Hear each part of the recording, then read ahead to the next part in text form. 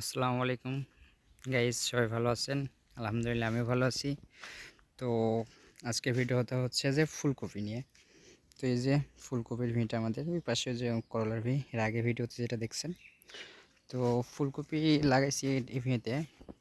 আপনার ফুলকপির রেজাল্ট আমরা ভালোই দিছে।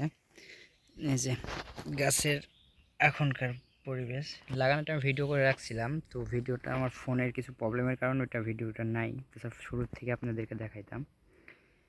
এই যে পুরো জমিটা, তো গাছের এখনও অবস্থা ভালো আছে, কিন্তু অতিরিক্ত বৃষ্টির কারণে গাছটা টিকতেছে না, বলতে গেলে মারা যাচ্ছে গাছগুলান। এদের মাঝে মাঝে আবার এগুলাতে মারা গেছে, যে নতুন করে লাগানো হয়েছে।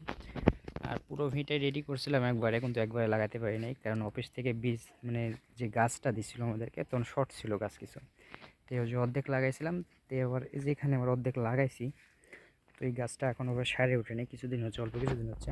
এই যে গাছের এই অবস্থা, এত ছোটো লাগাইছিলাম, আমার একটু সারছে গাছটা। তো এই অর্ধেকই মানে কয়েকদিন পরে লাগানো হয়েছে, আর এই অর্ধেক আগে লাগানো হয়েছে। তো আগেকারগুলোর রেজাল্ট অনেকটাই ভালো, এখন আবার স্বাভাবিক। আশা করা যায় এটাও ওরকম হয়ে যাবে ইনশাল্লাহ। সবাই দোয়া রাখবেন, আর সবাই ভালো থাকবেন। নেক্সট ভিডিওতে আবার দেখা হবে অন্য কোনো কিছু নিয়ে। আশা করি সবাই দোয়া করবেন আমার জন্য। আর ভিটা স্কোয়ারভাবে বড়ই আছে, কিন্তু যে অতটা বড় নাই। আর এভাবে বেড করে রাখছি আপনার টমেটো লাগানোর কারণে, ওটা এখনও টমেটো লাগাই নাই, তো যেদিন লাগাবো সেদিন আপনাকে দেখাবো। তো সবাই ভালো থাকবেন আশা করি। আল্লাহ হাফেজ।